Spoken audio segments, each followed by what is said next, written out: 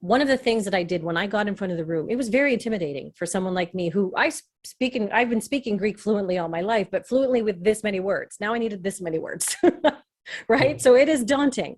When I walked in front of that group of people and I said, look, as you can tell from the way I speak, Greek is not my dominant language. It's one of 4 that I speak.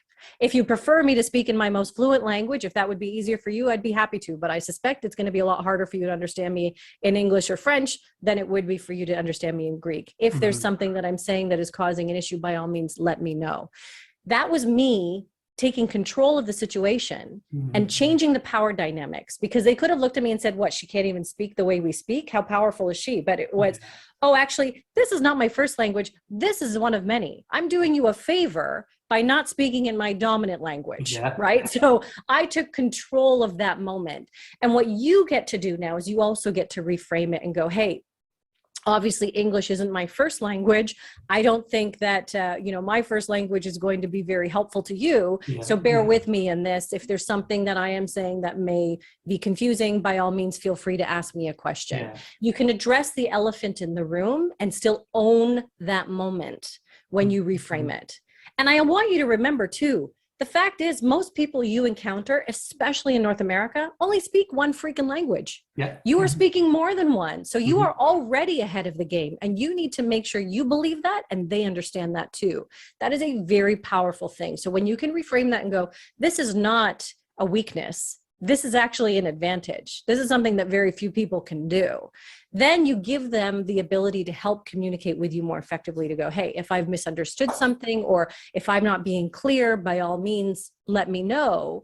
It's not this awkward, misunderstanding that's going to continue down that path. So using that communication tool to go, hey, let's work out a system where, just in case there is a misunderstanding, we have clarity the whole way through. That for you, the mindset first, and then the tool to be able, the confidence to be able to do that and say something like that is going to be critical to your success. Yes, so too. And I also say the same things to them, like listen, you're from India, you already know Hindi and then their native language, in my case like Punjabi, and then you speaking English. So you are already smart. Give some credits to you. Absolutely. But many of times the response would be if I'm having a English conversation with my work team, my superiors, and if I don't know that much of vocabulary, don't know that much of language, I might lose some credibility in my answers. So it's then they will say it's easy to say to you, for you, Harpreet. So what would you say to them? Is it real? If you don't know that much vocabulary for the answers, will you lose something in that conversation?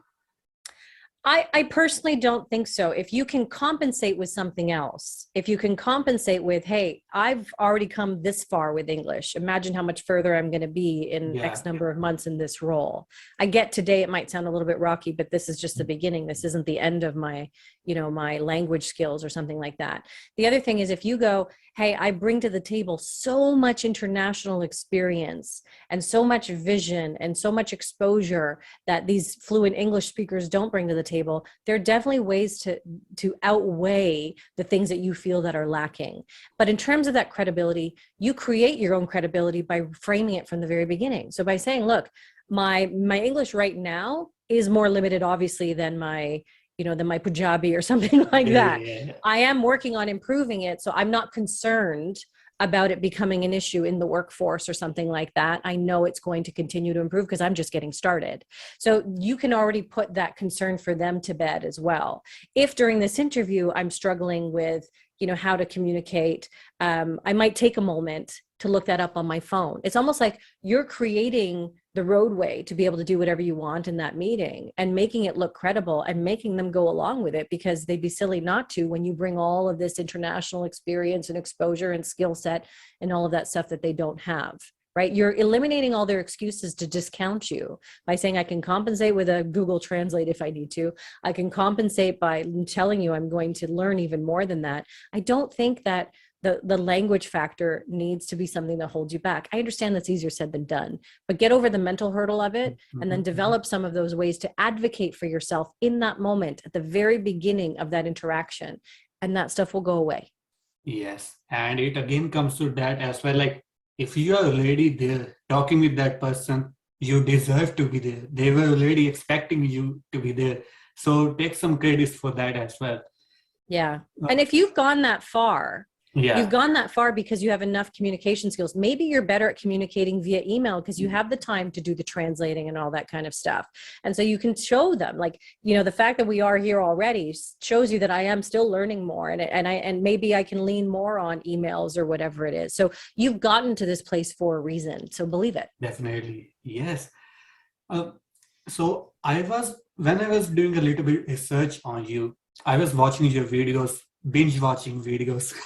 So in one of your videos you mentioned is that like because the skills you have gathered till now have gained you like 20 years of early retirement. And that's on like very conservative side because you're still doing amazing and that 20 years gonna become 25 and much more than that. So please tell me, what were some of big changes happened in your life that caught your attention and you said to yourself, yes, this got me like a early retirement. Yeah. So, I mean, that number comes from the study that I mentioned to you earlier, where, that one first negotiation, that 7% negotiation that results in 8 years of retirement. And I started doing the math, and I negotiated my first job, my second job, my first Yeah. promotion, my second promotion. And I started adding that up, and I went, that's nothing. And then I went, oh, I've also negotiated for how many houses and how many mortgages that I've bought and sold. And I've negotiated for every car, and I've negotiated for home theater systems. So all of those little sums of money add up over the course of Compound. time. But the other thing I've been thinking about more recently is I've also opened up my eyes to other opportunities. So I say that by going, okay, well, I used to work for a company called L'Oreal, a cosmetics company, and I used to work for a food company. And when somebody came to me with an opportunity, I'd listen to it. And that opportunity with it may carry a lot more wealth along with it. It's calculated risk. So I've always I'm not a risk taker. I'm actually quite risk averse, but I take calculated risks. So I'm going to listen, and I'm going to ask a lot more questions. So when I was working in manufacturing and a consulting firm approached me and said, we think you'd really be good at what we do, I was like, okay, well, tell me more. And so I asked a lot of questions, and I thought about, what if this goes really badly? What if it doesn't work out? Well, if it doesn't work out, I'm going to have a really fantastic skill set, and I'm going to have a fantastic network of people because I'm going to have all these new clients that I'm going to be able to talk to. So what can go wrong? There's only a lot of stuff that can go right. So being open to those things too helped to advance me so much further.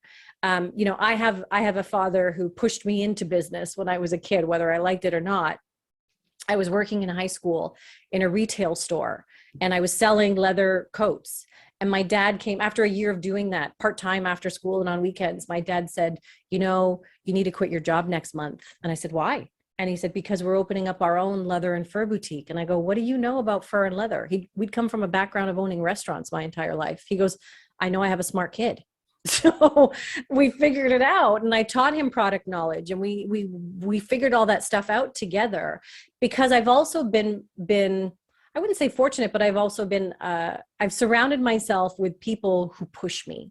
I've surrounded myself with people who influence me in terms of pushing myself outside of my comfort zone. When my father certainly pushed me outside of my comfort zone, but even when I was considering the consulting proposition, when I was approached by those consultants, I wasn't surrounded by people who went, are you crazy? Why would you do that? I was surrounded by people who went, that's really interesting. So I didn't think I was so nuts for pursuing it. So by going after those opportunities, by surrounding myself with other people who also push themselves, that also helps to increase my wealth, right? It also helps to help me see and seize opportunities that I don't think I would have otherwise. Yeah, and don't they say like you are someone who like the average of 5 people around you?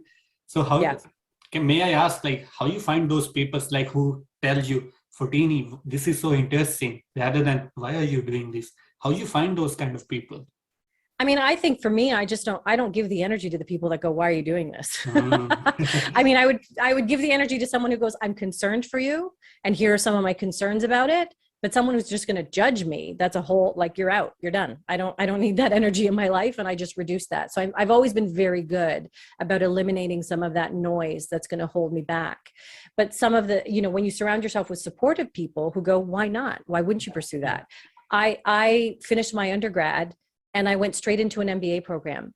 I back then, and I believe the case is still today, you have to have 2 years of work experience before you apply for an MBA program. I didn't have that. I had before work experience because I had my own business before I even did my undergrad, but I didn't fulfill all the requirements. But I was surrounded by people who went, why wouldn't you just give it a shot anyway? I had a career counselor in my graduate program who said, I think you should apply. Yeah. So I surrounded myself with supportive people. So when I did apply and they went, you've got a really interesting background, let's talk. And I got into that program. So then all of a sudden I'm a 23-year-old surrounded by 30-year-olds who have already done such cool things. And I truly believe what you said. I do believe that you are the average of the people around you. So I was surrounding myself with really intelligent, cool people who I could learn from, who they felt could learn from me. Some of them even said to me when I finished the MBA program, they didn't realize how young I was. They're like, I never would have guessed that you didn't have X number of years of experience because the way you carry yourself, because the way you speak, because the way you absorb information. And that was obviously the goal. But it's because I surround myself with people and I go, I want their experience. I want to learn from that opportunity. So, think about the energy of the people that you are taking in and think about eliminating some of that bad energy as well. Yes, I love it. And I really appreciate that. And I really totally agree on that as well. So one of my last questions, Fotini, for you is that I read your book. I really love it. I got the digital copy from my local library in Brampton. And there are so many ideas you're talking about. And even the title, Say Less, Get More, is an idea. Then idea of authority, power, let the time pressure works for you. What was the main idea you wanted to write this book? Like, may I ask, like, what was the main reason you really wanted to write this book? Like, was that just having a credibility or you wanted to share something to society? The easy answer is HarperCollins asked me to write it. they reached out and they went, we think you have a book in you. And I was like, okay. But the reason you carve out the time to do something like that, because it is a very time consuming exercise, is all these years I've had people asking me, can I sign up for your MBA class? Or can I sit in the back of the room when you're doing a corporate workshop? And I'm like, no, those are only for those audiences. Like, you're not allowed to come to an MBA class if you're not an MBA student. And I wanted to make my tools, my way of explaining things more accessible to people, because I'd always been pulled aside by folks every time I stepped into a room, whether it was at a corporate client down in the US or an auditorium in a school. It was, how did you get them to listen to you? And I was like, I don't know what you're talking about. They said, well, how did you get you, somebody who doesn't have gray hair, somebody who's not 6 feet tall, somebody, who looks very different from the people I usually see in these role model type of roles. How did you get them to listen to you? And I didn't know the answer, but then I started to dissect it. And then I started to think about it. I started to read a lot more about gender. I started to read a lot more about psychology. I started digging in deeper and I went, oh, this is why it works. And I wanted to share that. I have a formula that works for me. I have a mindset that works for me. And if I can give that to more people, that is what is going to advance my mission. And my mission is to empower people to achieve their goals. So if I give them something that's super easy to follow along and can get into as many hands as possible, then my mission is going to be complete. And so that's the reason to do it, is just, how do you help people change their lives? I mean, how rewarding is that? That is the most. When I get an inbox message from somebody who says, hey, because I saw you speak, or I watched your Instagram video or your story, I managed to increase my promotion by $20,000, or I got out of an abusive relationship. Like, those are the types of life-changing messages that I get. And that fills me with so much joy. So to be able to spread this out and help that many more people, that's a pretty good reason to do it. I love your way of thinking and your mission. Could you share more about these MBA courses and MBA students? I really want to know more about it. So I often teach part-time at the Schulich School of Business. I've been taking a bit of a break since the pandemic started, but I would teach an average about one semester a year. And I would have all of these, I would share stuff. I would share on LinkedIn all the time. Hey, here's something that came up in class today, or here's an article I shared with my students, because I have been accumulating an audience for a long time. And I thought, hey, if it's interesting to them and it's interesting to me, it's going to be interesting to everybody else out there. And so that's when people started going, can I come and audit a class? Can I sign up for your class? But there was always a wait list for my class. And if you're not a Schulich student, you can't sign up for that class because it is so limited in terms of space. And when I work with corporate clients, they actually bring me in to train their sales teams or their procurement teams or their supply chain teams or their marketing teams. And we sit in either a real boardroom that has, 10 seats in it, or we do a lot of virtual work where I am training in a virtual classroom. But I can't just let anybody into that room because I want them to feel vulnerable and safe to talk about their negotiations. So I didn't have an offering for everybody else besides, I started doing the LinkedIn stuff a long time ago. I started just Instagram in the last couple of years to try and find ways to get messages out to people and help as many people as I can. I've been doing a lot of nonprofit stuff as well. So, speaking on campuses, especially when it comes to marginalized groups and talking to them about salary negotiations. When I can find the time, I squeeze it in, but my time is limited. The number of hours I have in a day is limited. So the book was the easiest way to go, okay, what is it that I do for corporate clients? How do I make that accessible to everybody? How do I make it in language that doesn't feel exclusive, that makes everybody go, oh, that works for me too, because I'm not that corporate person or I'm not that specific person. I wanted everybody to feel like they had a tool that they could get their hands on to help them. Yeah, and like one of the main reasons I also love your book is that you also provided a digital copy. Like many of books don't have digital copy, and I love it. Okay, the last question. You are and very inspiration to many women. Like I was looking at the comments, and you won't believe. I was looking at the comments of YouTube videos, like when you were guests in the media shows, in the news channels, or doing guest podcast interviews. And then I started looking at the comments on your Instagram posts. Like you are such an inspiration of so many women, and they love you, they listen to you. And one of the main reasons, I think, because you are giving them a doable solutions, doable things they can do for make their career life much more better, even a daily life much more better. I love it. I really get the idea of it. My last question is, and this is for women, what your advice would be for international young women students, like these young students from international, on how, like they're coming to Canada, they're coming for study, make their life better, how they can make their life much more better and get a successful career here in Canada. So one of the things that we know about women and their careers is that women succeed when they're supported by other women. And when you surround yourself with others who will be supportive of you, who will talk about you in a room that you are not in, that is what is one of the most helpful drivers for women in their career paths. And I will say, whether you're new to Canada or you've been here a long time, there are so many resources out there. There are so many people out there who want to help. So whether you're in a university environment, look for those groups on campus where you can find those peers who want to help. Look for those resources for folks who are new to Canada or the US or wherever you are going. Those exist out there. I know they exist because I've had people reach out to me and to tell me that they exist. I wish I remember the names of all of them, but I am very fortunate to attract a lot of folks who are also equally supportive and who have started their own organizations for such things. A quick Google search would do it. Look at somebody that you follow online that you admire and go, who else are they affiliated with? Who else is commenting on their stuff? Who else is being promoted by them? There are so many organizations and so many role models out there, other speakers like me, other authors and stuff, who are shining a light on those groups. Join them. Doesn't matter if you don't have a friend to join with you. You will find yourself with an entire group of people who want to take you in and who want to work with you. There's Lean In, there's W North, there's Dovetail, there's There's so many of them just off the top of my head that I can think of, but there's so many women's organizations out there. The Network of Executive Women is another one I should have thought of because I'm a regional advisor for them. I'm on their board.